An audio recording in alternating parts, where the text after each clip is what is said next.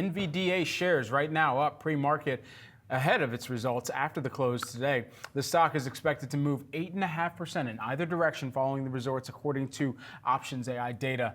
Now here with the street and their expectations from the earnings report, we've got tech editor Dan Howley here. Dan, what do we know? Yeah, Brad, this is going to be obviously a massive report for Nvidia. This is something that I think the entire tech industry is trying to just prepare for, whether or not they beat, whether or not they beat and raise. Guidance has been very important for Nvidia stock over the last couple of quarters, and I think let's just look at what the numbers expectations are real quick. We're looking at adjusted EPS of 84 cents.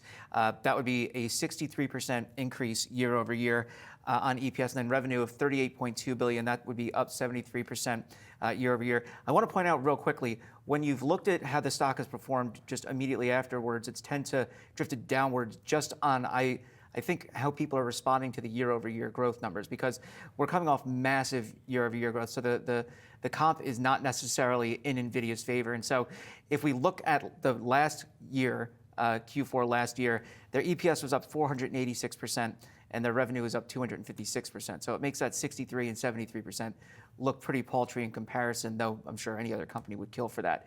But what we're really going to be looking at is any kind of commentary we can get around guidance. As I said, that's been a big kind of indicator for Nvidia, as well as push in the direction of the stock. That could also start to move the likes of Microsoft, Google, as well as other chip makers, AMD.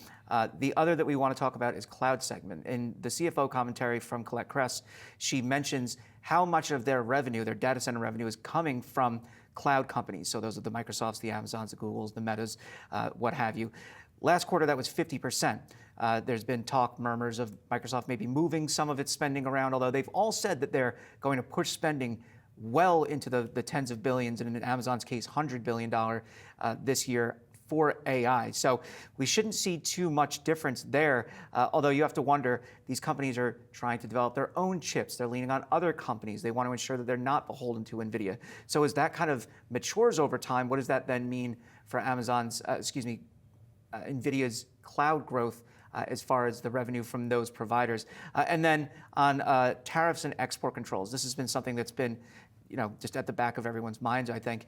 The tariffs, obviously, Trump's discussed 25% tariff on chips. And then the export controls, there's been talk about pushing harder export controls on those H20 chips that DeepSeek used to prepare its own AI models. And that kind of sent the entire AI trade into an uproar when that was announced. So those are really the main things that I think we're looking at just overall. And I think when it comes to this company in and of itself, it obviously is the bellwether for the AI trade, and it's going to potentially move around the other big tech giants as well, just because they're so embedded in AI at this point. Yeah, we certainly have seen that in the options pricing, at least just in terms of the direct moves that we could see right after. Howley, great stuff. You got a busy day ahead of you. Oh, yeah. I'm going to let you go prepare even more at Howley. Thanks.